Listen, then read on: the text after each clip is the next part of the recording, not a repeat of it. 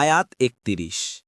وَإِذَا تُتْلَى عَلَيْهِمْ آيَاتُنَا قَالُوا قَدْ سَمِعْنَا لَوْ نَشَاءُ لَقُلْنَا مِثْلَ هَذَا إِنْ هَذَا إِلَّا أَسَاطِيرُ الْأَوَّلِينَ।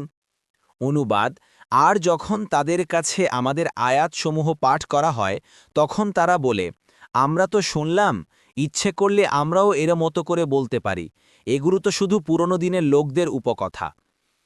তাফসির ১ নং ফুটনোটের বিবরণ: এটা ছিল কাফের কুরাইশদের মুখের কথা। তারা কুরআনের বিপরীতে কিছুই আনতে পারেনি। আল্লাহ তাআলা তাদের এ ব্যাপারে চ্যালেঞ্জ করেছিলেন।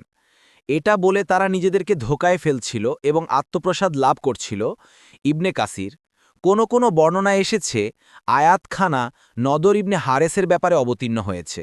তাবারি, বাগভি: সে জাহিলি যুগে ইরানের বিভিন্ন রাজা বাদশাহ এবং ইহুদি ও নাসারাদের বিভিন্ন কাহিনী আয়ত্ত করেছিল। রাসূলুল্লাহ সাল্লাল্লাহু আলাইহি ওয়াসাল্লাম যখন কুরআনে কোনো জাতি সম্পর্কে বলতেন তখন সে দাঁড়িয়ে বিভিন্ন আজেবাজে কাহিনী রচনা করত এবং তার সঙ্গী সাথীদের বলতো, আমার গল্প মুহাম্মদ যা নিয়ে এসেছে তার থেকে উত্তম।